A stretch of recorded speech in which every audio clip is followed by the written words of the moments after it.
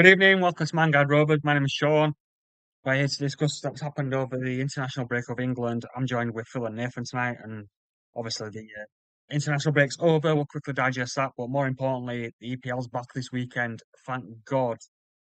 So we'll quickly discuss England, and then we'll obviously move on to talking about this weekend's coming fixtures. I'm going to hand myself over to Phil. Let's go. What do you think of England this weekend? What's happened? Oh, sorry, Nathan. I wasn't ready for that. I'm in hospital pass. You go, Nate. You're prepped. Yes, so England, where do we start? So we go back to when we played Andorra. Say comfortable 2-0 win. Probably should have won a lot more. The thing that I kept seeing the most was Andorra defended well, but let's be honest, really, we should be beating teams like Andorra more than 2-0. We got the job done. Obviously, then that sparked a bit of negative criticism in the press against Tuchel. Do we need to go out against Serbia and win? Did we go out against Serbia and put a performance in? Absolutely. Was it good to see some of the newer faces get on the score sheet? Obviously, Madueke, Conser getting his goal. I will say as well as a Villa, the assist from Rodgers for Madueke's goal, boom. I think though, and this is where I'm going to sound a little bit negative, is everyone's giving high five and praise, and yes, we did, but we beat Serbia. We're going to come up against a lot sterner test, in my opinion, when we get to the World Cup. Let's see how we get on against some of the world-class players. It's all right, everyone's saying these players are having performances of their lives against Serbia, but I want to see us have performances of our life against France, against Spain, Germany, Italy, Brazil. So whilst I'm very pleased that England did get the result, I am still sort of remaining coy on Thomas Tuchel. I think that was his sort of performance, what we expect as England. I also think that, there's been a bit of debate as well, if you listen to some of the socials, whether Bellingham and other players, because they're injured at the minute, don't come into the team. I find it really bizarre where people are going, well, this team's, we've just beat Serbia 4-0. Bellingham, as much, I know he's a Birmingham boy and there's a bit of rivalry, but he's a Rolls Royce, isn't he? He walks straight into that England team. We are a better team with him in it. Even though it was good to see players like Elliot Anderson, Sean, I know he's obviously a Newcastle boy. Seeing players like that get the debuts or making, the first starts. Madueke, putting a good performance. But let's be honest, like with Madueke, I think Saka comes in for him because I think Saka does well for England. So whilst I think that it was a really good performance from England against Serbia, I'm not getting carried away. I think that the real test is when we come up against the big boys when we get into the World Cup. So let's just see where we are on that. But that's sort of my little bit of review on England. So yeah, I'm going to hand over to Phil now and see what his thoughts are. Yeah, well, it's I'd probably mirror quite a few of yours, to be fair. I mean, it was a bit of a roller coaster, wasn't it, from the dismal depths of Andorra, coming out feeling quite dark and miserable about it all. I mean, I'll be honest, I couldn't even cope to watch the entire match if I'm truthful. I watched some of it, and then half time was pretty much enough for me. I'm not going to lie, it was quite turgid and quite flat, to be fair. And I think some of the it's typical England, isn't it? Part of the problem with England is we have no Premier League football to look at, so we all go OTT, whichever way up or down we're going with England, because it's the only thing to have our interest, and we're all missing the Premier League. But yeah, no, I think Andorra was job done, but that seemed really flat and seemed really one-dimensional and a bit lacking ideas, to be honest, against a low block. And I don't know whether the criticism or whether, to be fair to Tuchel, he's had some more time on the training pitch before the Serbia match, but it looked like a team reinvigorated against Serbia. Like you said, we should do a job against Serbia. I think for me, just to add on some of the stuff you've said, Nate, I mean, what you got to, I watched the whole match, Serbia, and I think, we looked like we had much more attacking intent and much more belief in ourselves. I think what's also important to remember is Serbia hadn't conceded a goal at home in 7 matches, and Spain had been there, so Spain couldn't score past them. So you're absolutely right in terms of the tests ahead for our defence should be significantly greater against your Italys, your Germanys, your Spains, your Portugals. But I think to go and put 5 past a team who haven't conceded at home showed real a real flair and a real attacking intent. You know, like you said, Madueke looks really. When we ran with the ball, that was the difference. We actually ran with the ball. We looked dangerous, didn't we? When we went into attacking third, we looked dangerous, and that's what pleased me about England. That we was quite ruthless, wasn't we, with our goals?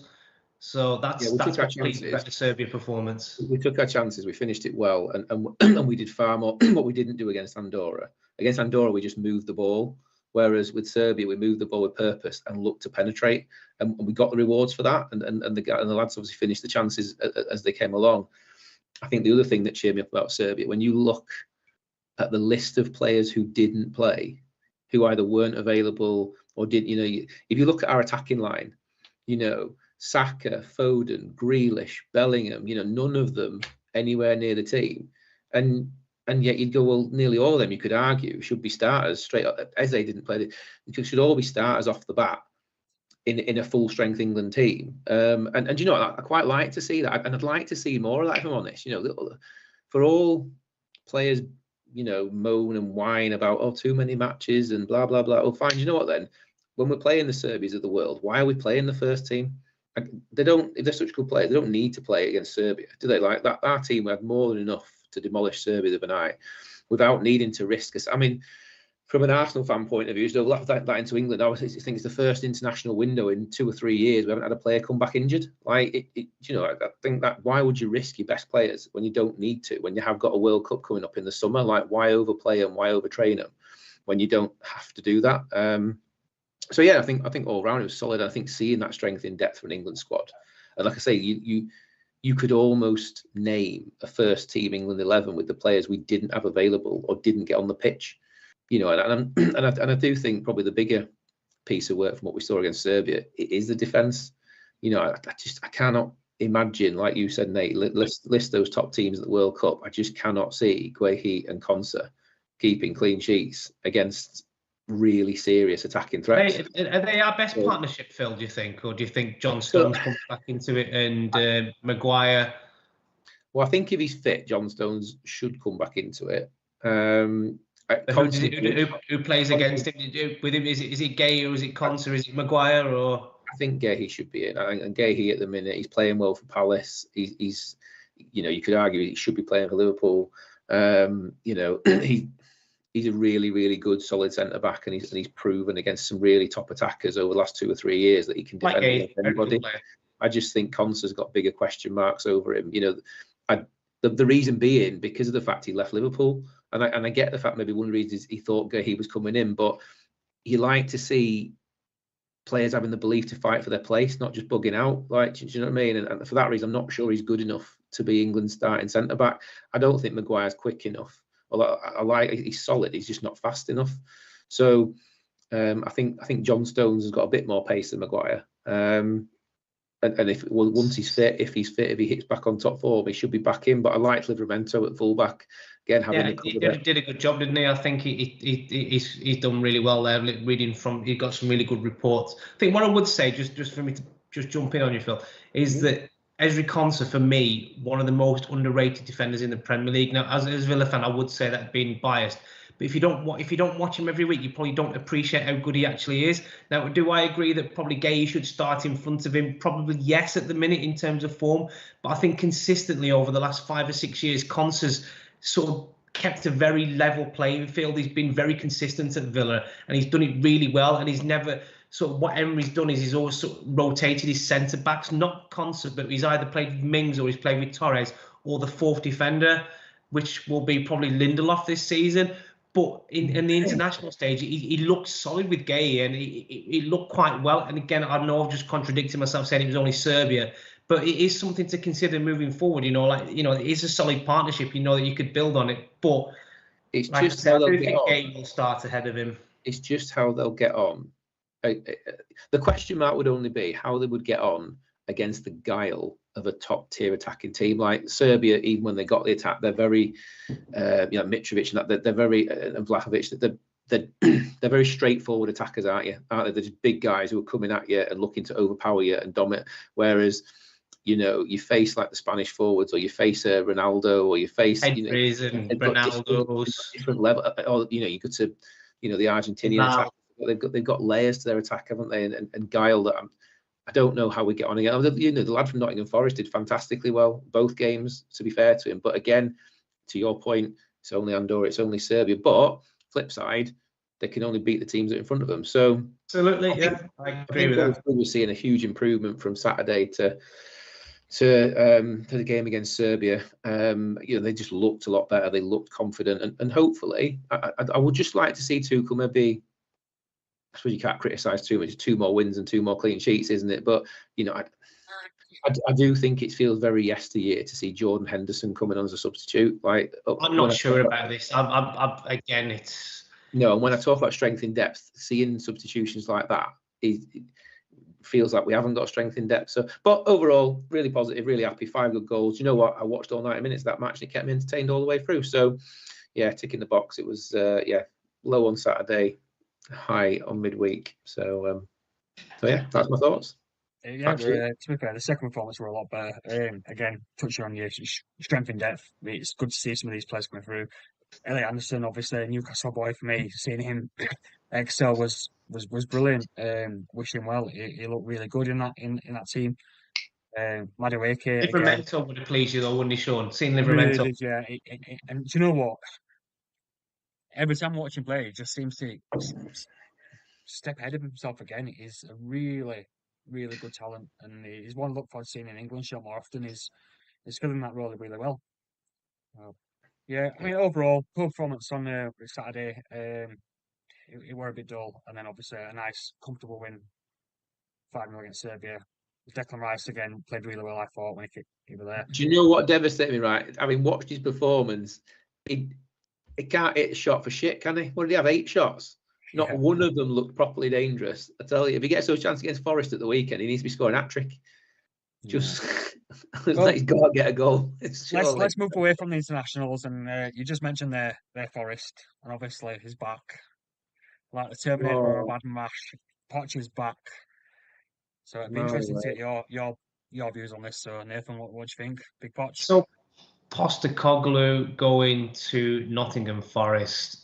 Well, I think the first thing for me is you could see the relationship with Nuno Espirito Santo and Marinakis was very strained. Coming out publicly and saying that you don't have the relationship with the chairman is it's not the smartest thing to do, is it? Let's be honest.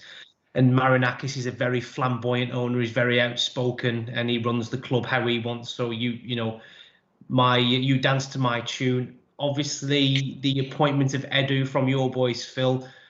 If you listen to sort of the rumours, again, I'm not a Forest fan, so if there is any Forest fans listening, please correct me if I'm wrong. But it's not gone down well it didn't go down well with Nuno. Obviously, Edu being there, and then he's had that result at West Ham last week. I mean, we discussed before the international break, conceding 3 goals against a poor West Ham team from 80 odd minutes is poor. But Forest have spent big. They've spent a lot of money. They've got another competition to compete in this year. So was it a surprise that he was sacked? No. Was it a surprise seeing Poch come back? Probably not for me. Do I think he's the right choice? I don't think so. Judge, and if you're judging the Premier League football by what he played last year, if I was a Forest fan now, I'd be slightly worried because the guy's one-dimensional. He only plays one way. It's attacking. I ain't bothered whether we win 4-0 or we get beat 5-0. My way staying the same, and that's very dangerous. But he's went to Europe with Spurs, won the Europa League. I think he joked again in one of his press conferences that he says he's going to deliver a trophy to Forest. Would it surprise me if the guy delivers a cup? Probably not, because he's that unpredictable.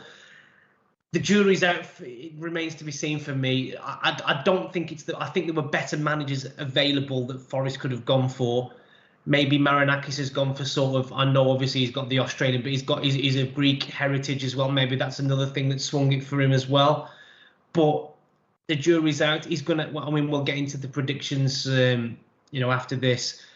Obviously, he's going to have to go to Arsenal, which I'm sure the Arsenal fans will receive him well. So yeah, the jury remains out for me. I think there was better candidates out there, but it didn't surprise me that he was appointed. So that's my thoughts. Phil, what about yourself?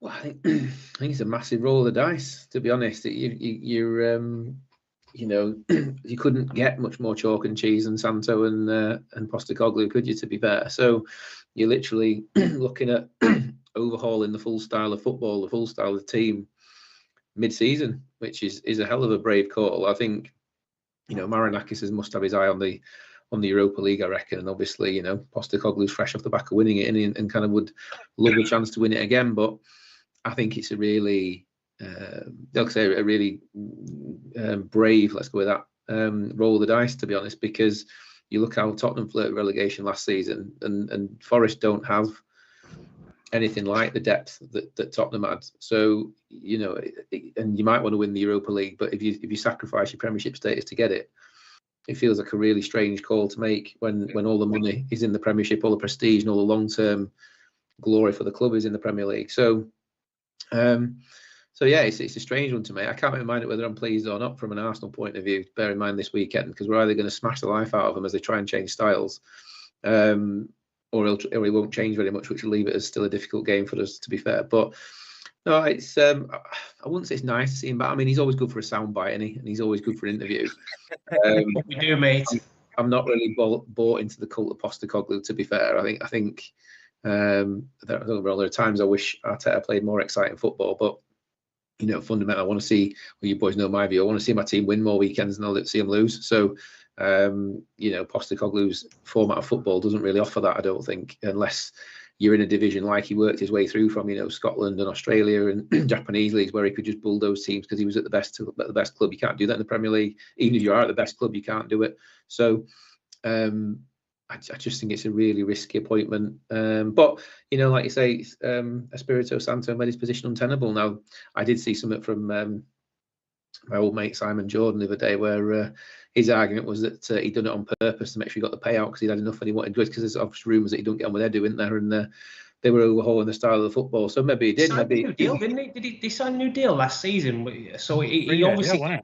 He got himself a decent payoff, hasn't he? So yeah, so maybe far from being a daft move, maybe it was an absolute genius move, because instead of walking out, he's managed to get his payout and walk off into the sunset without. And to be fair, in terms of being a genius move, he's not walking away with his reputation damaged, is he? He's walking with his reputation fully intact. So he could bounce back. It was a surprise though, Phil. For me, I obviously, if you look at the odds of the first manager being sacked of the season, I didn't have Nuno sort of down on that list of favourites. I think he's a victim of, I think the whole situation is an output of politics over football, right? Like I said, we never, one thing that the media never tells us, we never know as fans, is what goes on behind the scenes. And if there is friction between him and Edu, obviously that there's a movement in terms of Edu running all the recruitment for Marinakis' clubs, and therefore Santo being told he's got less and less input in transfers. Basically, you'll get what we give you because we're buying on the group behalf rather than your behalf.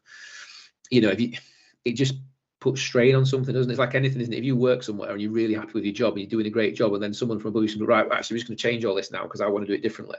It's going to put your nose out of joint in it, and he like I say, he had a new deal, so he didn't have to live with his nose being out of joint. He manoeuvred himself an exit. He's got a massive payoff, and he can go and find somewhere else to work. He'll end up back in the Premier League again this season, in my opinion. I think he'll get another job.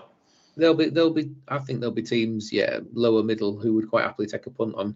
Absolutely. Putting him in there and thinking he'll guarantee. He's one of those coaches anyway. You think he'd guarantee Premier League survival if he was brought in around Christmas time. So where he might end up. But yeah, it's a huge roll of the dice. So, but what a topsy turvy Premier League impact, considering there was no Premier League football. Yeah, it really is. I mean, I worry for Forest. I worry for the High Line that he tries to implement. It's going to be terrible for them. They don't have the centre backs with the pace. The two centre backs, Sean, they just don't. Whilst they're really solid, they're good centre backs. They can't play that High Line, in my opinion. I think that if what Postecoglou does when he did it at Spurs, he played that High Line. Obviously, he had Van der Ven and Romero, who do have a little bit of speed about them. I think the centre back pairing at was it Milenkovic and I can't remember the other guy's name at Forest. I don't think they're blessed with pace, so it could be a it could be a recipe for disaster playing that high line with them. What I would say is what I said to you two midweek when it happened, which is sell your Forest defenders from fantasy football as quick as you can. It's not going to be a good just in case, feeling. yeah. But yeah, I do worry for us. I mean, who knows?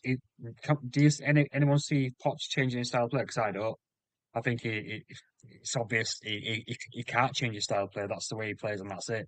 So I do worry for us. I think he can do it in bursts. I think if you look how if you look at how Tottenham won the Europa League, like the final, the semi-final, the quarter-final, they played those games very, very differently to how they played the early rounds. And he was quite pragmatic. You know, they didn't come out all guns blazing against Man United. And I think he identified quite early on it was a poor Man United team. And if we sit in, they're just not going to create anything, and we'll hit them on the break. So he can't. But I do think, although he can do it for individual important matches, I think what we've said is right in that he's got an arrogance about his style that means in general he'll stick to it's just us, mate, or whatever his famous quote was, you know, it's just the way we are or whatever. But I think overall, which is why I think they'll struggle in the Premier League, because I think if his directive is going with the Europa League, I think he's able to do it in the Europa League and be pragmatic, but then he'll be all gung-ho in the Premier League, and I think they'll suffer.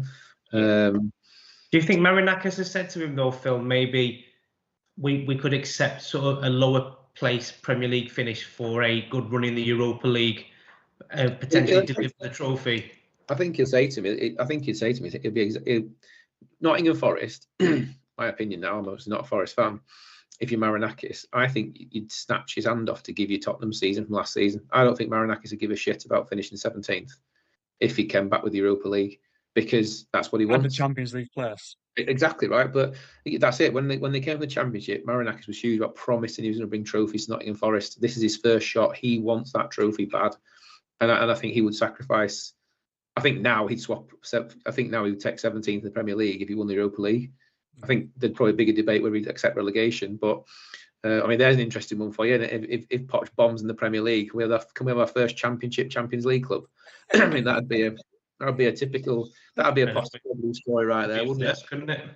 So, but yeah, I think Marinakis wants the trophy. He did all those interviews about it when they first came up from the Championship. And fair play to the guy. I mean, like you're saying, that he is out there. And he's backed him though, hasn't he? He's put his money where his mouth is. You can't say that he hasn't done that. He's heavily backed Forest, and they've got a squad of players now that, in my opinion, are capable of pushing for a top half finish and going far deep into competitions. It will be interesting to see this season. We've said this before, just how well they handle playing Thursday, Sunday every week. Even though they do have a good squad, let's just see how they get on. So and I think that's where Postecoglou's style will be interesting with Forest, because we know one of the claims at Tottenham was there were so many injuries because of Postecoglou's high pressure, high adrenaline training regime. So the Forest squad are going to have probably a more high pressure training regime than they used to, possibly a different style than they used to, and having to play twice as many games as they used to. It's a lot of pressure on a squad at one point in time. So it's going to be an interesting watch. But I still think overall, I still think for all the teams, I still think they've got more than enough to finish higher than Wolves and Brentford. And I don't see them going down, but I do think they'll have a much more difficult season than last season. There's also some news coming out of Tottenham this week as well. Big change up in the board there. Quite a shock as well. Obviously, Daniel Levy's left Spurs. What do you make of that, Nathan? Shock, because I always thought Levy was always going to be Tottenham forever. A bit like I always thought that Alex Ferguson were going to manage Man United forever, but I suppose all things must come to an end. I think you've got two halves of Levy, in my opinion. And again, I'm not a Spurs fan, but I think if you look at the Levy that's conducted his business off the field, what a brilliant businessman. He's delivered the stadium. He's delivered every year profits. You know, he's been known as quite a ruthless chairman, where he's got every single penny for every player that he's sold. You've only got to look at obviously what he got for Harry Kane. So do I think on that side he's a brilliant businessman? Yes. On the football side of things, probably very frustrating for a club the size of Tottenham to only have won sort of in the last 25 years. It's probably 2 trophies. I think they won the League Cup. Was it in the early 2000s or the early 90s, late 90s, sorry. And then the Europa League is not good enough, obviously, for if you're a Tottenham fan. And obviously, year upon year, they've been challenging. And Tottenham fans have been very, very frustrated with Levy. So I'm not a lot of things shocked me, but it was a bit of a surprise that he'd left. Especially like how obviously he's took Spurs into this sort of new generation of new stadium. They've just won a trophy. They've obviously invested back into the squad and a new manager. So I was surprised that he stepped down. There's obviously all sorts of rumours floating about on social media that he was pushed out because the family, is it the Lewis family who own it, in the Americans? And then obviously on the back of that news, 2 bids got rejected for the clubs, one fronted by the people who were previously in charge at Newcastle, Staveley and co, and then a Chinese company wanted them. So let's see how Spurs get on. You know, do they get someone else in that's going to come in that's going to be worse than Levy? Spurs fans might say not, but could it be a sort of be careful what you wish for? Because Levy was, despite him, having his criticism, he wasn't a bad chairman. He did back Spurs every year.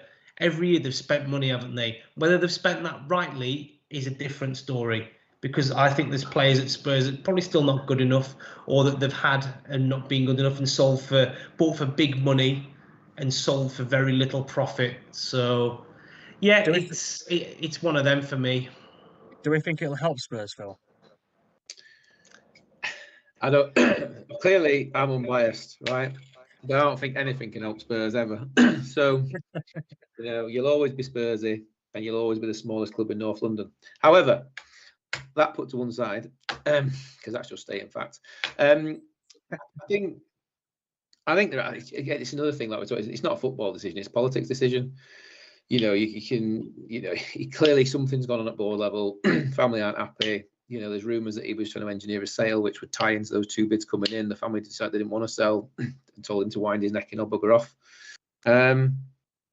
So, and he has been, and my opinion. I don't know. I think a lot of football fans have a really simplistic view of the world because they're so focused on the team, they forget that football clubs are businesses and stuff. Do you know what I always found it amusing when the Spurs fans tried to blame Levy for everything, because what did they want?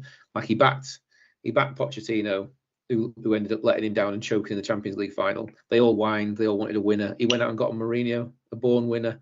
And then they all moaned about Mourinho's style of football, so he got rid of him and said, "Oh, we want a steady hand and better foot." So he got him Espirito Santo. Then they all whined about that and said, "Oh no, we want a winner." Oh, fair enough. So he got him Antonio Conte, and then he came out and said, "Well, Spurs will always be Spursy because it's crap." You kind of go, "Well, we should have expected that, right?" But like they want to whine at Levy, but Levy backed like almost always. They've tried everything, haven't they? Yeah, I mean the fans wanted to keep Harry Kane, so he kept Harry Kane. They wanted to keep Heung-min Son, so he kept Heung-min. Do you know what I mean? He delivered the things they asked for. And then when that didn't work on the pitch, it was all Levy's fault again. Well, it doesn't work like that, does it? Like, when does the blame fall on the manager and the players? Like, the fans asked for the managers, they got given them. The managers failed. The fans asked for certain players, they got given them. Those players failed. Like, sooner or later, you have to put the blame at the door of the people who are doing the work. Like, Daniel Levy's job was, to your point, Nate, to babysit the finances, to ensure Tottenham was sustainable and growing as a football club, and to deliver a playing squad and a management team who had the capacity to go and win trophies. He did all those things. The fact the management team and the players dropped the ball and didn't actually win anything is not Daniel Levy's fault. Do you know? And it's interesting how different clubs look to put the blame in different areas, isn't it? So we spent a lot of time over the last few weeks, and I know you two bantered me about it for ages, going, is Arteta under pressure? But if you follow the Tottenham fans' approach, well, he shouldn't be under any pressure. He should actually be blaming the Kroenke family, because they've been in charge of Arsenal now for 7 or 8 years and won nothing. Like, it's nonsense. Like, the chairman's job is to deliver the playing squad, and the playing squad's job is to win the trophies. I think he did that, and I think, yeah, it'd be interesting I've seen a lot of stuff on social media of Spurs fans, wishing Daniel Levy. You're like, you hypocritical. Like, it's only like a couple of weeks ago you were saying you wanted him out.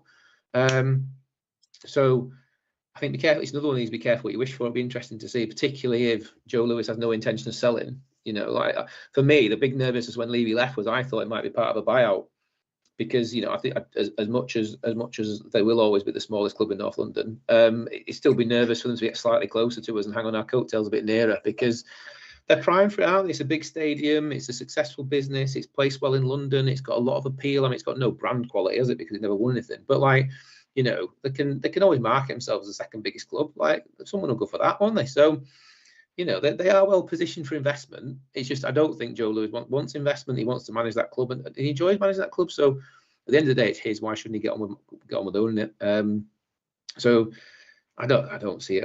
I mean, again, I like Thomas Frank. They will do better this season than last season, because Thomas Frank is a better manager than Postecoglou. He's got the players more organised than Postecoglou had them. They've got a good playing squad.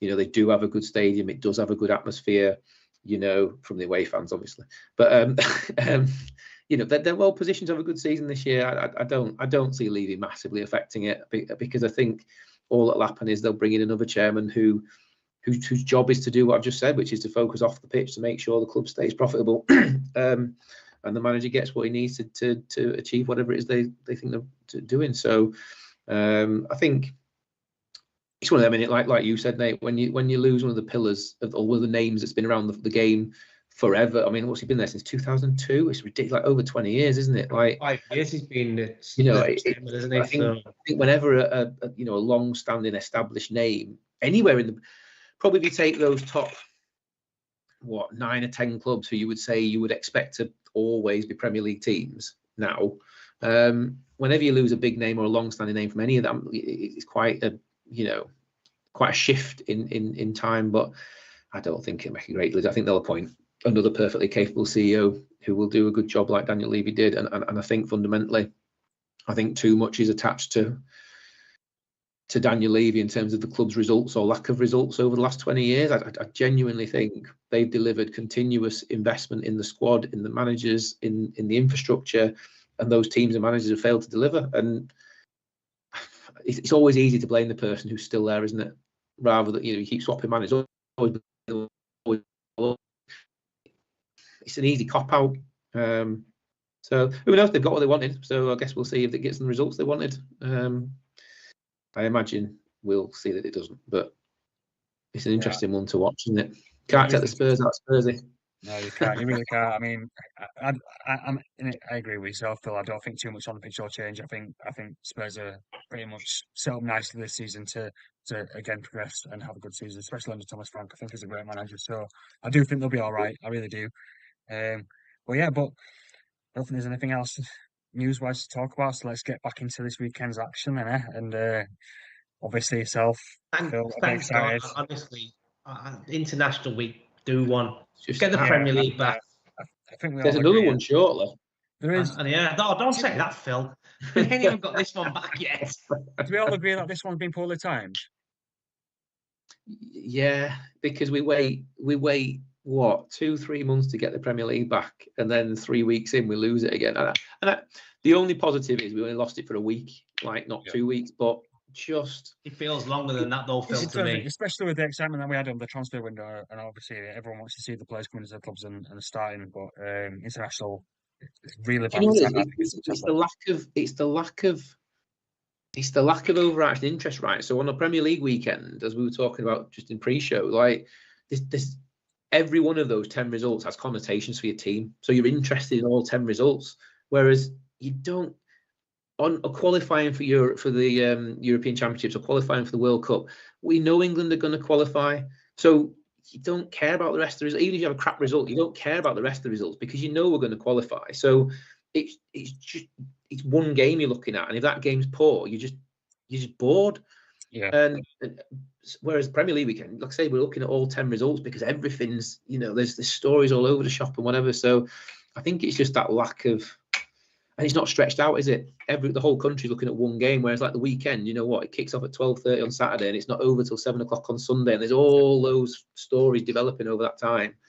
It just feels flat as an international break, and to take it away so early in the season. I know they've got to fit the games in somewhere, but do you know what? I'd rather just leave the Premier League weekend and pick say to Thomas Tuchel, you've got to pick players from Championship for this first break. Forget it. We'll have a Premier League weekend and Championship players can go and play Andorra and Serbia. Give them a game. Well, Well, we're back to normal this weekend, and we start with Arsenal Forest. That's the first game on Yes, Saturday. yeah. Premier What a League's back, game! That is a very good game to kick the weekend off, isn't it? The half-12 especially with kickoff. all the news that's happened this week. Yeah, and yeah, it's a good test. It's a good test for his first game. I mean, obviously, I do worry for him. But Nathan, what do you think? What's your prediction? So my prediction, Phil will be pleased. I've gone for an Arsenal 2-0 victory. I don't think it will be as straightforward because, again, I think Postecoglou is very unpredictable. It wouldn't surprise me, even though I've predicted a 2-0 win, that Forest get a result. But I do think ultimately that Arsenal will have too much for Forest. So, yeah, it'd be interesting to see how Postecoglou lines up in his first game. Does he stick to the attacking principles? Because I think they're getting caught on the break. Arsenal got some very dangerous players at the top now. You know that. Obviously, Gyökeres hasn't been firing all cylinders, but against a high line, he might fancy his chances and might fancy a goal. And obviously, probably see a little bit more of Eze as well, I think, on the weekend. I'm not sure, obviously, on the team news, Phil. I mean, are you expecting anyone back, or is anyone out? Or Well, Odegaard should be back. He played for Norway during the week. Saka's out. But I think and Saliba is back in training, but I think they'll probably rest him against Forest. To be fair, Mosquera still, does he retain his place, Mosquera? Then yeah. To be fair, like I said to you boys, against Liverpool, you wouldn't have noticed Saliba wasn't playing, and that's not a criticism of Saliba. It's just pure compliment to Mosquera and how comfortable he looked and how accomplished he looked. So I don't think unless there's a miracle that you would risk Saliba when he's just back in training yesterday or the day before. It just feels like a silly risk. I think. You've got, we're at home. You've got Eze's home debut. Madueke's coming in off a high, having scored his first goal for England. Gyökeres got an assist for Sweden and 2 more matches under his belt will help his match fitness. Odegaard got a goal and got 2 assists. Mikel Merino got a hat-trick and has become the top scorer midfielder in Europe, which is just quite unbelievable for a central defensive midfielder. So I just think it's, and I just think I can't see Postecoglou having the humility to leave the Forest team unchanged. I think he'll ask them to do something different that will disrupt them enough. And I think we'll be looking for a response after, dropping points against Liverpool. Like I say, we've got a few players coming back off the international break on a high about how they performed. And, so what's your prediction then, Phil? What do you think then? How are you going to get on against Forest? 4-0. 4-0. 4-0. There's no way they score, and I think we've got more than enough attacking threat to put multiple goals past them through 2 different fashions, through the set pieces, through the counter attack, through transition. I suppose I'll caveat that with my hope being that at home against Nottingham Forest, we don't play with a handbrake on. I think if we do what we did against Liverpool because we're nervous about dropping points and we play with the handbrake on again, then maybe 1 or 2-0. But I'd like to think Arteta has enough about him to know you've got to let the attacking players off the leash, go for the throat. But and if we do that, then yeah, 4-0. Interesting. So I've gone for a 2-1 win for Arsenal. I think that we'll see a little bit of a transition period for Forest. I think initially they'll possibly start a new style of play, but I don't think they'll carry it through. And I think you'll find players just reverting back to the style of play they've been playing from last season, I'm referring to this season. So I think it'll be a little bit tighter than most predict, but I do think Arsenal have too much in the end. So I've gone for a 2-1 win to Arsenal. Fair enough. Bournemouth, Brighton, Nathan. We've got that. Bournemouth, Brighton. A tricky one for me because they're both coming off the back of really good results, aren't they? Yeah. So I'm going to go for a 1-0 away win. So I'm going to go for Brighton to edge it. I think obviously Bournemouth having that fantastic result at Spurs, and then obviously Brighton coming back from and beating City. So you've got 2 teams coming off there. I just think Brighton might have a little bit more of an edge. So I can't say too much in it because, like I say, my prediction would be just 1-0. So that's where I stand with it. What about yourself, Phil? Yeah, I backed and forth on this because, like you said, they both had some good results and they both look really well organised again. To be fair, and we thought the first 2 or 3 matches, I think Bournemouth has shown they've not struggled as much as I thought they might with the players they lost in the transfer window. So, but we know Ariola's a good coach, don't we? And kind of, he's showing it again. I think Brighton create a lot but miss too many chances. But again, they're reasonably well organised, although I think they're weaker at the back than Bournemouth. So I'm going for Desmond. I think 2-2 for me. I've gone for a 1-1 draw. I think, both playing really well at the I minute. ummed and ahed with a draw, Sean. I do think it'll be a goal-scoring draw. Palace, Sunderland up next, obviously. Palace at home, Sunderland in form. Nathan? I've gone for Palace to win 2-0. I think Palace are a very good team at home. They're a thorn in the side of Villa. Obviously, after watching Dispatch was comfortably 3-0. I know Sunderland had a very good result, but I think what you're looking for from the promoted teams is you're looking at their home form rather than the away form. I think if you're a Sunderland fan, you're probably going into the game. Maybe you go with a bit of confidence, but I think if you get beat at Palace, you're not going to come away too disappointed. So yeah, just on the back of that, I think that Palace will have a little bit too much for Sunderland, so I'm going for a 2-0 Palace win. What about yourself, Phil? Yeah, pretty much agree with you. I think Crystal Palace. Again, we all thought they'd be more affected by the transfers, didn't we? But keeping Gahey's massive for them. I think they're solid at the back still. Yeah. I think Sunderland, have got a lot of, like we said before, I think they've got a massive atmosphere at home that gets them going, but I think they'll struggle more away from home. I just think Palace with Glasner will be just too organised for them and have too much about them. But I do think Sunderland might nick one, so I'd say 2-1 to Palace for me. 2-1. I'm in agreement with Nathan. I've gone 2-0 to Palace. I think they'll be too strong. And yeah, like, again, to Nathan's point, I think Sunderland will be better at home than away. So, yeah. Your boys up next. Nathan, Villa away at Everton. Tough game. Grealish. Well, it was a tricky one for me, but I'm going to show my claret and blue bias. I'm backing Villa to win 1-0. I think it's going to be very tough away at Everton. Jack Grealish, the last few times he's played against Villa in a City shirt, has not done nothing. I think that Saturday is the moment that changes. So I think he's going to have a bit of a point to prove, even though he is a Villa boy. He's going to want to, obviously, he's hit the ground running at Everton, isn't he? I think you're going to be seeing a bit more. They do look very well organised, don't they, Everton under Moyes this season? I think they've brought in the right players. I think Grealish working very, very well. The lad from Southampton will be good. Ilian and Dye looks very, very good. I'm backing us to sort of now the uncertainty of the transfer window is now shifted. I'm looking at the team now of Villa being settled and focused. Obviously, I'm looking at the fact that Rodgers had a very good game against for England, so he's going to come with a bit of sort of zip about him, even though like for the first 3 games he's done absolutely nothing for Villa. Watkins, I thought, looked a little bit lively, even though he only got 10 minutes against Serbia. Won the penalty, didn't he, as well? Had a goal disallowed. So looking at Watkins as well to sort of have a better performance. So, yeah, claret and blue bias, I'm going to go for a 1-0 win for Villa. Phil? Well, I'd like to share your claret and blue bias because, I do feel for you. But we can only go on what we've seen in the Premiership, right? And in the first 3 games, I haven't seen anything from Villa.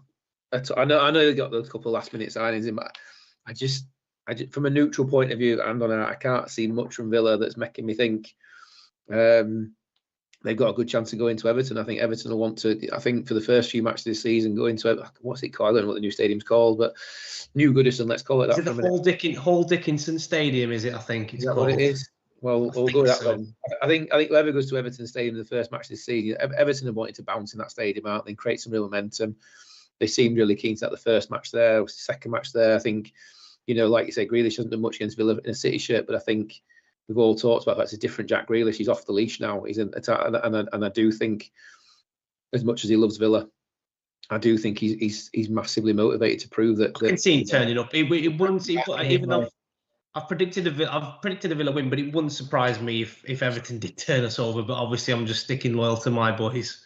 I'm predicting one of those ridiculous non-celebrations from Jack Grealish at the weekend. Where they do something amazing and then go, "Oh no, I'm not celebrating. Shut up, just goal, just celebrate it." But Like, so for me, I haven't seen anything that makes me think Villa are going to score in any of the 38 games, to be honest. So I'm going Everton 2, Villa 0. I think Grealish will set one up and score one. So I've gone for a score draw. I've gone for one apiece. I think it'll be a tight game. I think both teams will score. Probably Grealish. Probably Watkins. Getting a goal debate. I've called it now. Another London game. You what? Sorry. I need Grealish to score. My fantasy football cheeky pick. Oh no, Is in my team? Put it that way. Is in my team. Oh, you're following the fun bus again, are you? Yeah, as always. We've got another game in London. We've got Fulham at home to Leeds. Nathan. So I know my brother-in-law's listening. He's telling me, he says I better be back in a Leeds win, but I'm going to go for a draw. I'm going to go for 1-1. I reminded him just over text message about an hour ago that Leeds never do well in London, but he's very confident that they're going to get a result. He thinks they're going to win. They've obviously got a few players coming back from injury. I think Ampadu's back, which I think that they need. So there's another player, Okafor, who's, I don't know if he's a defender. And Reese, if you're listening, correct me if I'm wrong. I'm gonna go for a 1-1 draw. I do think, again, what I said about Sunderland is the same at Leeds. I do think that the home form is the key for any team that's being promoted staying up. I think Fulham are one of those teams, aren't they? On the day you could get beat 3 or 4, or you could roll them over quite easily. Do I think that Marco Silva is a very good manager? Yes, I think Fulham do have some very good players. You know, I'm a big fan of Emile Smith-Rowe, used to be at Arsenal. Do like the left back Anthony Robinson, and big fan of the Muniz who plays up front for Fulham. Yeah. So they are good, but you know, Leeds. What I think Leeds have got is they've got good team spirit. Obviously, you know, my brother-in-law did send me a message saying that, you know, he thinks that they've learned the lessons against Arsenal. Obviously, Arsenal's a different kettle of fish to Fulham. So I think you're going to see a closer game, but I'm going to go for a 1-1. Phil? Yeah, like you say, it's big news for Leeds getting Ampadu back. And I think, you know, they've probably had more players training than most Premier League teams, with probably not having too many away on internationals. But I just think Fulham are a very wily opponent in the Premier League experience. You know, they looked, you know, they grew into the game against Manchester United. They look like they've got that guile again, and I think Marco Silva is a more tactically astute manager than Daniel Farke. So for me, Fulham at home, I think it's Fulham 2, Leeds 1, I reckon. I've matched you there. I've gone the same. I've gone 2-1. I think Fulham at home, Leeds away in London. I think it'll be a struggle for them. And I've seen snippets of Fulham this season. I do like the way they're starting to mold together again, and there is some good players in there. So yeah, fully expect manager Silva. I mean, he was linked with the Forest job before Postecoglou, wasn't he? And I think if a Premier League job does become available, I think Marco Silva would be a name of interest to any Premier League club, much to the point of Areola at Bournemouth as well. So I do like what Fulham are doing. I think they've just signed they signed a lad for 40 million quid from the Brazilian lad, a winger or an attacking winger. He's meant to be quite good, so we'll see how he fares against these as well. Yeah, no, I think he's a good manager, isn't he? So, I guess game of the weekend for me, obviously, is Newcastle away at home to Wolves. What do you reckon, Nathan? Oh, I can't see anything other than a Wolves win. I'm only joking. No, I think I've said this all along. I think Wolves are in massive trouble this season, even though they've signed a couple of players. I think they're in big trouble. I think this is going to be a very easy 3-0 victory for Newcastle. Gordon's still suspended, isn't he? I think, Sean. So you're obviously going to see the debut of the German Peter Crouch, Voltmar. Is it Voltmar? Whatever his name is. Voltmar, yeah. Voltmar. So yeah, it's going to be interesting to see how he gets on. Be interested to see, I mean, if he's playing or how Strand Larsen gets on against your boys, because he's hit a bit of form, hasn't he? Obviously, he was linked with your boys. I think he had a big turn down. So he might have a bit of a point to prove to say, well, this look what you could have won, sort of thing. But no, I don't see anything other than a 3-0 victory for Newcastle. Let's see Jacob Ramsey get on the score sheet, give the Dingles a bit of stick. So yeah, Phil. Yeah, I think I think broadly agree with pretty much everything you've said, Nate. I think Newcastle well, far too much of Wolves at home. I think with the atmosphere and with the, you've actually, I mean, you must be ecstatic to actually be playing a striker, so you actually might take some of those 4 billion chances you've created in the first 3 matches. I think I did hear a rumour that Anthony Gordon's suspension has been extended on it for like the season with that stupid airband until he takes it off. But we'll maybe he's back sometime soon. I don't know. We're only jealous in that we can't have that. Like, I'm saying yeah, I'm gonna say. I think we need to do a top 10 of wildest Premier League haircuts at this stage. Just honestly, what is he doing? It look at right home on a Barbie doll. But anyway, but no. Despite that, I think we've talked about it in the last few shows. Newcastle have been creating absolute bucket loads of chances and just not had anyone to put them in. You've got the strikers to put them in now. So I just Wolves haven't changed anything. And again, in what we talked about in terms of how they look, I know they did it. That last match that they looked all right, but I just think it's not going to be enough at St James's Park. I think 4-1 to Newcastle. Yeah, I've gone for a 3-0 win. I think will just be a nice, comfortable win. I'm not sure if Voldemar will start. I think Wissa will, because he's experienced in Premier League. I'm interested to see how Wissa fits into the system now, doesn't it? Because obviously the system he had at Brentford worked really well. It's obviously, in my opinion, how Eddie Howe can integrate him into the Newcastle system now and see if we can still get that sort of tune out of him. So I'll be obviously looking at that very closely to see how he gets on. So yeah, it'd be interesting to see if he does change the shape and eventually bring Voldemar into it and play maybe a different style of football. Having his height obviously is a massive thing. I mean, we are dangerous at set pieces. We have Dan Burn, who's 6'6" himself. He causes problems at every set piece we have. So it'd be interesting to see if we can get him and Wissa, little and large, on the pitch at the same time. So yeah, but for me, I think it'd be comfortable. I think it'd be a nice, easy 3-0 win. Fingers crossed. Then at 5 PM we've got West Ham on Spurs. Ooh, so West Ham, Spurs. This was a difficult one for me because obviously West Ham have just come off a really, really good result. And Spurs have just come off the loss. But I've gone for a Spurs 2-1. I always think these games, like your London derbies at 5 o'clock, tend to be like a little bit nervy, a little bit close. So I think Potter has got a little bit of a stay of an execution of obviously getting that result against Forest last week. I think if they don't win, which I don't think that they will, then I think the pressure sort of shifts back onto Potter again, doesn't it? And I think he's another manager then that's obviously skating on thin ice, who's, other managers looking to take his job. Again, I think you'll see a revitalised Spurs team. I think they'll have learned the lesson against Bournemouth. So, yeah, I'm going for a 2-1 victory to Spurs. Phil, what about yourself? Yeah, as much as it pains me to say it, I think Spurs have far too much of West Ham. I think I wouldn't look. I've been seeing what we've now seen in this national break about all the disruption that was going on behind the scenes at Forest. I wouldn't take too much from West Ham's win against Forest. I think there might have been a few players who maybe got distracted in the last, whatever. So I still don't see a great deal of confidence from Potter, and I'd need to see something prolonged in terms of running results from West Ham to believe that Potter's turned a corner and refound himself since he left Brighton. Because he's in a shadow of his former self since the day he left. So, and I think Thomas Frank will have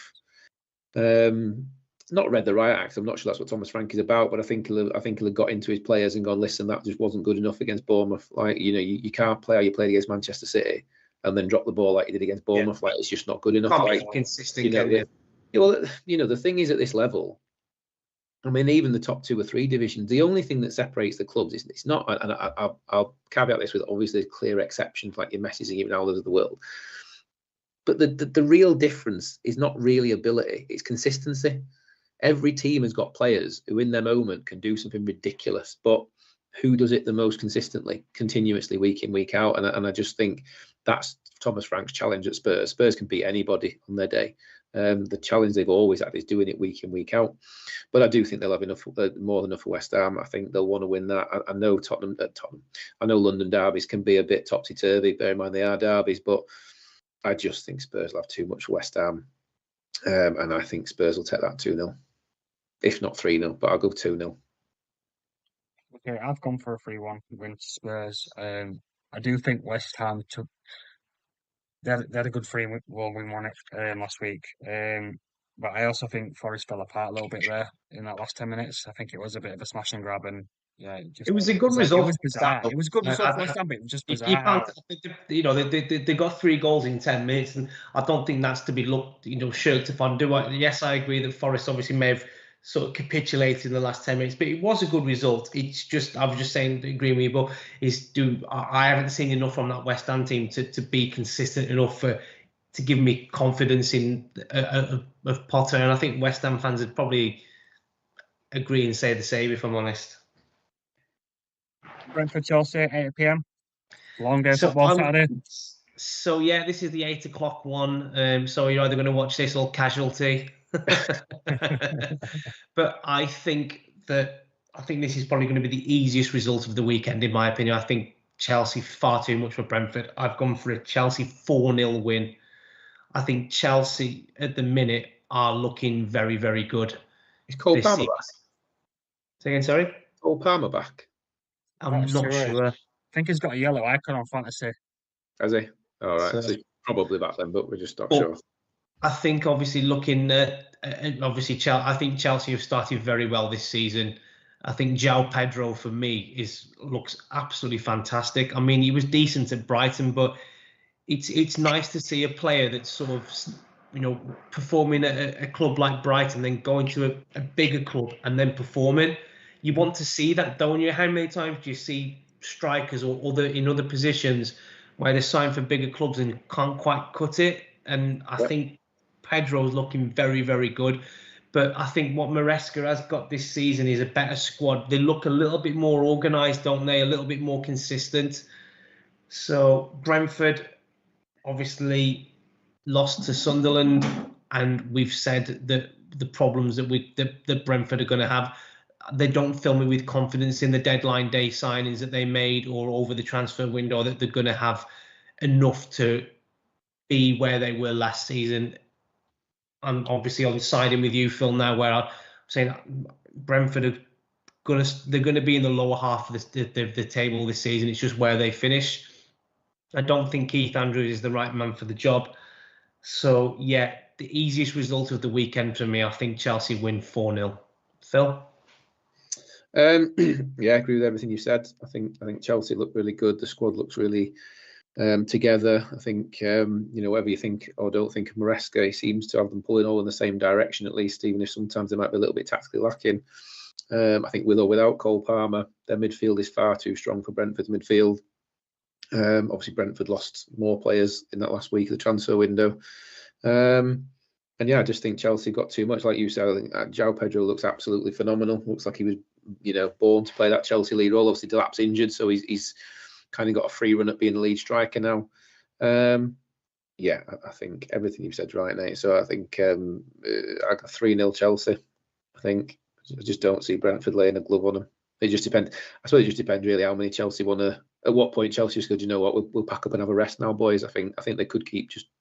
Well, they did it against West Ham, didn't they? Where they just they went 1-0 down and then just gone, you know what, let's turn the gears up a little bit and then let's just take it down a notch. Yeah. You might be seeing Garnacho as well. He might be making his debut, mightn't he? So let's see how he gets on in his Chelsea shirt as well. So yeah, I mean, I followed suit. We pretty much same as you, Phil. I've gone 3-0. Just running an old game for Chelsea. I think they've turned up and take 3 points. They're very dangerous this year, and they'll teams like Brentford, unfortunately, I think they'll dispatch pretty easily. Should do. Don't really have too much to touch on apart from what you guys have already said. So pretty comfortable Chelsea win for me. I think it'd be the only thing to watch for, but not to watch for is games like this, isn't it? Like where we'll see how close Chelsea are going to get to actually challenging for the Premier League. Like we know they dropped the ball against Palace on the opening day of the season, and I know Palace are better than Brentford, but it's the matches like this. This will sort of show us what Chelsea made. We know they can get It's a banana. You could say like it's a banana skin, couldn't you? Because like, with Brentford, despite everything that's happening, it still could be a tricky result. So it lets Chelsea go in there. They've still got to do it, haven't they? They've got to dispatch them, and I think everyone's going to be looking at Chelsea to dispatch them quite comfortably. I think if it's a nervy 1-0 win, then even though they'll get the win, they'll still be looking at Maresca and, well, you should, with the squad you've got, you should be sort of getting a better result than that. So, yeah. Well, we all agree with Chelsea win then. So we move on to Sunday. We've got Burnley at home to Liverpool. The big man could arrive. He could walk onto the big stage. Nathan, what do you think this will be? So, the one thing I will give Burnley credit for, I've predicted them to score. So, I think that again, I think that Liverpool are one of the strongest teams in the Premier League. I think the fact that they didn't get Guehi for me was a little bit disappointing because I think they need him. I think he's a better defender than Konate. Liverpool fans might disagree with me. I also think that with Virgil as well, it would have been a solid partnership. I'm still not.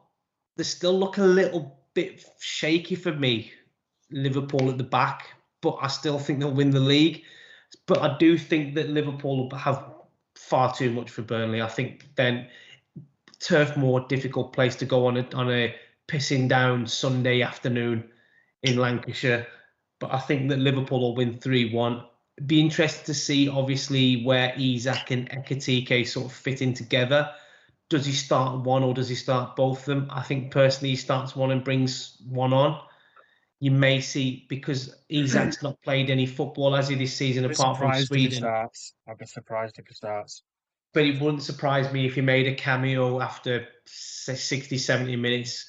Wouldn't surprise me if he bagged one as well. So I see this being, even though I see Burnley scoring, I still see this a comfortable Liverpool 3-1 victory. Phil? I mean, obviously, I shall be cheering for Burnley all afternoon because, we need to do something to right that balance of that robbery from just before the international break. However, I do think Liverpool. Free. I'm talking about you, mate. I'm talking about the robbery of stealing Isak. You told me that definitely wasn't going to happen. You told me definitely wasn't going to happen. Isak definitely wasn't leaving Newcastle. You told me cut him and he bleeds Magpies. But anyway, those days are gone. Cut him and he bleeds Liverbirds now. So you just want to cut him. But anyway, it's a whole other story. So Liverpool far too much. And although they look shaky in general at the back, I don't think Burnley are going to be set to turn them over. I don't think they'll have enough. I don't think they'll get enough. I think they'll be sitting deep. I don't think they'll get enough players on the transition to score. I do think they will start Ekitike, Gakpo and Salah. I think Isak probably comes on after 70, 75 minutes. I think if they're 3-4, 5-0 up, then Isak probably comes on earlier to give him a bit longer. Knowing the way the story's written and the fact that Sean won't want to talk about it, I've no doubt that Isak will probably score as well. So for me, I think it could be a flipping cricket score, to be honest, but 5-0. I think they go 3 or 4-0 up. They sub the main boys off. They put Isak on. They coast through. Maybe get an extra one. I just think that that's my expectation, to be honest. I think Burnley will put up a solid. I think it's one of them where might be 0-0 after 30, 35 minutes, I think, and then in probably a flurry of 15, 20 minutes, Liverpool will put 2 or 3 in, and then at that point they just coast. And it's whether or not they want to get Isak that goal or whether they just want to coast and call it a day. But I just don't think Burnley will lay a glove on them. So 5-0. Pretty much in agreement with yourself. I've gone 4-0 to Liverpool. I do think Burnley will probably try to sit up and defend, and I think it'll just be Liverpool have too much quality for them. They'll break them down. They'll score. Goal scorer. I think Ekitike again. He's looking like he's fitting into that role really, really nicely. So to your point, it'll be interesting to see how long, if any minutes. I think long term, it's going to be this. I think the front three is going to be Salah, Isak and Ekitike, to be honest. I think Gakpo drops back to the bench. I think that's the mid-term front line. But like you say, Isak's not played. We've seen how unfit Sesko and Gyökeres have looked without having a pre-season. Isak had an even longer off-season. Obviously, he did go away and play for Sweden, but obviously they had a shocking pair of matches, didn't they? To be fair, and he didn't score. So I think they just babysitting. The last thing you want to do is spend 130 million quid on whatever it was on a striker and then get him injured the first time. You don't need him against Burnley. So why would you risk him? It makes no sense. I'll tell you the one player, I mean, from Liverpool who I've been really impressed with, Szoboszlai. I mean, obviously, I think he looked decent last season, but I think he's just starting to come into his element. And he looks a very, very solid player, doesn't he? I know he started at right back, but his position's predominantly in the middle.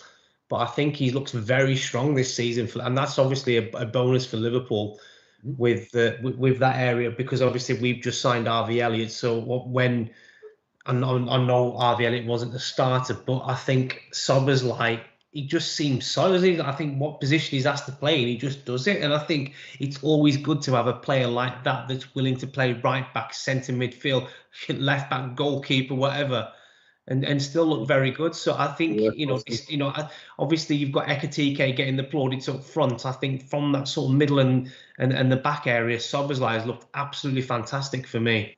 It's a good player. I saw a couple of years ago when Hungary dismantled us. I think it was 5-0 a couple of years ago in a friendly, and he orchestrated the whole midfield. And I said, "Wow, what a player!" Then fair play to him for getting moved to the Premier League. Unfortunately, he was to Liverpool, and he does look good. He looks solid. His IQ's there as well, and Phil, he can take a free kick. Yeah, he definitely can take a free kick. More importantly, from that weekend, I bloody benched him for my fantasy football. What an idiot! What an idiot! But anyway, there you go. Yeah, he does look good. He does look good. Yeah, and last game this weekend we've got the 4 o'clock kickoff, which is another bigger, Man City against Man United. Is that a big mid-table clash these days? It is for some of the viewers and for some people. No, let's not diminish it. It's a derby. It's a big derby. Whether we take the mickey or not, and it's quite rightly, it's probably going to take centre stage over the rest of the games over the weekend. So for me, it's always seems to be a little bit closer. Despite Man City's sort of gap between them and Man United. The derbies always seem to see a little bit closer. Again, I think obviously City coming off the back of that result, Pep's going to want to see a reaction, isn't he? Obviously, Man United need to start getting in now. Thank God it wasn't Martinez, even though that's not gone down well. I think it's just come up on my phone now that Onana's just joined the Turkish club for the season. So the guy they've got is going to be in the sticks. So it's a big sort of, it's what a debut to have, the Manchester derby. So, is it going to be Seshko that's going to be starting the line, or is he going to, keep the faith in obviously the Mbeumo and Cunha? Cunha's out. Is it Ahmad? Cunha's out for 5 weeks. Who, sorry? Cunha's out for 5 weeks. Oh, is he? Oh, right. That's how much I know then.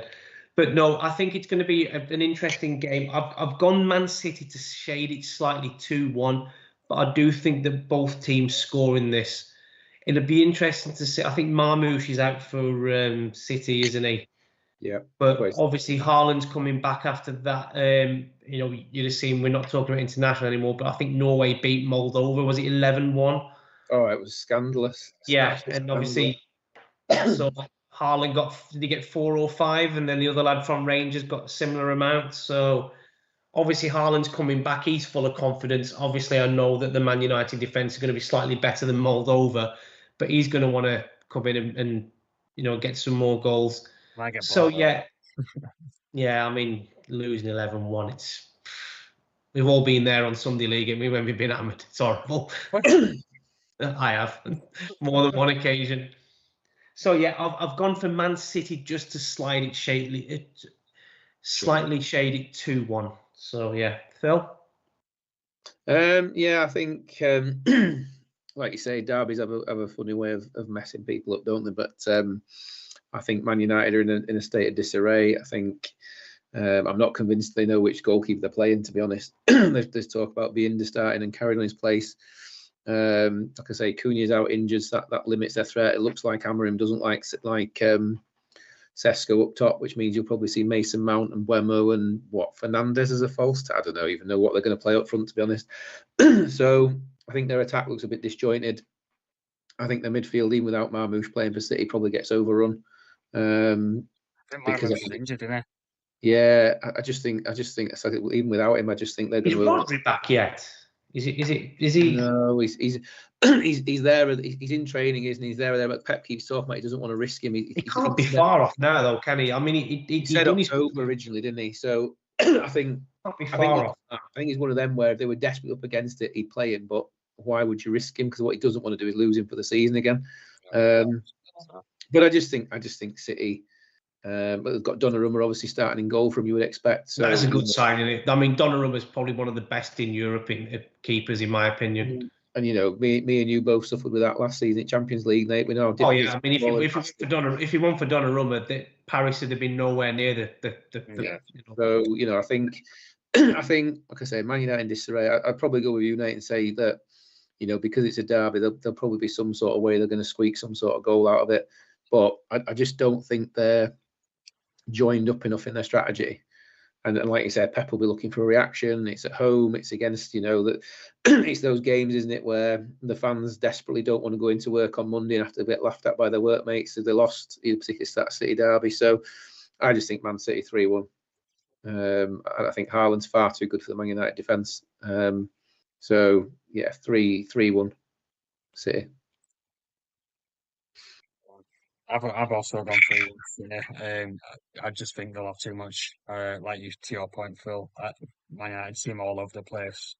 There could be calls for him to be sacked this weekend if it goes horribly wrong for United this weekend. There's a manager waiting there for a phone call.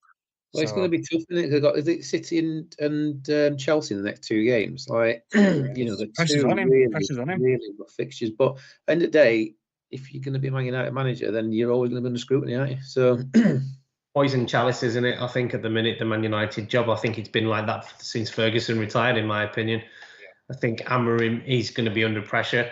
And we all said sort of, before last season, let's give him the benefit of the doubt of having a pre-season and stuff. And it just seems to me at the minute that it doesn't seem like it's getting any better. I think he's trying to integrate a system that the players are quite clearly aren't happy about. Playing the three sort of centre backs and obviously you wing backs, and then integrating you not playing Sesko when you've just paid 60 million quid for him is. We said the point about Gyökeres. At least Arteta's putting him in there, saying right, you get yourself a bit. But rumours has it that we didn't want Sesko, did Amorim, but he's got him, and.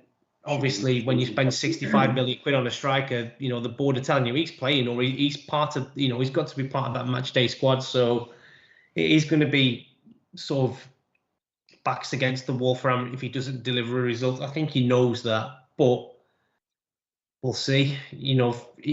Man United could quite easily go and beat City. That sort of games, aren't they? The last few years, I know there's been times where City fans say, well, we dispatched them quite comfortably, but I can always seem to see them scoring. They always seem to get a goal, don't they, Man United against City. So, but yeah, it's going to be an interesting round of football. I'm very excited the Premier League's back. Like Sean said, Saturday is going to be a game. You've got your 12:30, you've got your 3 o'clock, your 5:30 and your 8 o'clock. So a really good full day of football and 2 decent games on Sunday as well. Yeah, a long weekend of football. So before we disappear, has anyone over the international break caught anyone's eyes for the transfers for fantasy football? Is anyone sneaking in? Well, I've definitely got some reorganisation to do because I've got some wet fish in my list. I'm not going to lie, but I think, obviously Mikel Merino. I still think Mikel Merino's got the same role for Arsenal as for Spain. Obviously he got that hat-trick for Spain, but. Obviously, in terms of showing, Madueke obviously looked dangerous for. I'm not focusing on Arsenal players here, I suppose, from a selfish bias, but which is no use to me in fantasy football because I've got 3 Arsenal players already. What I can tell you is I finally lost faith with Benjamin Sesko. He's gone. I just think if Amorim doesn't fancy him, how can I keep him in my fantasy football team? So he's out. Bin.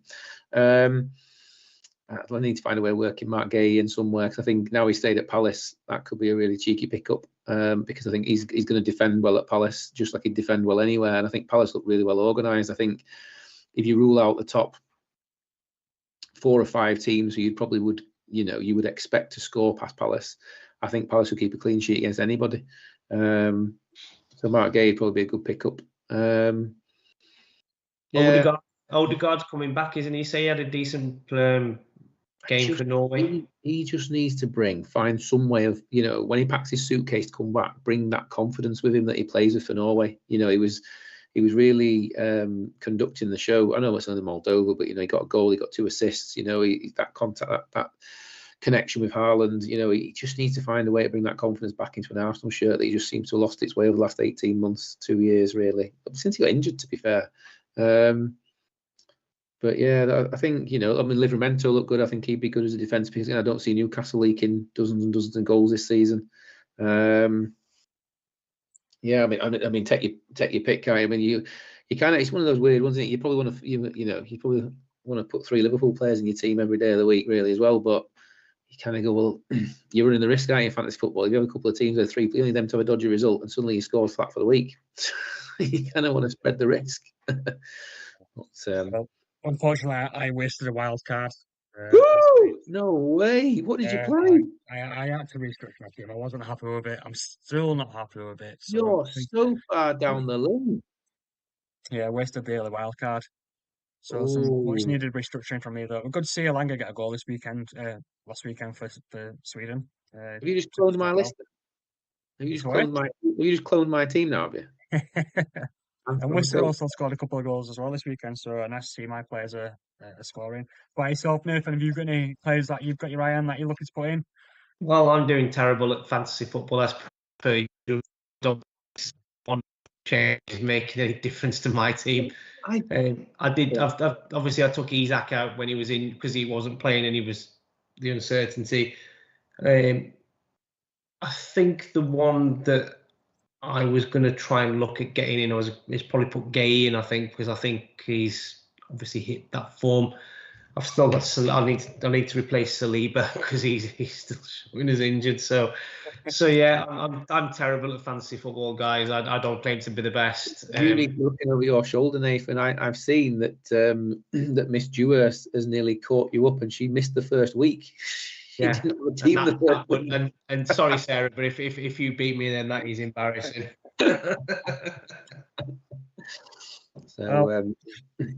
Well, we've managed to cover a lot. We've spoken about England. We've give our predictions out for this weekend's football.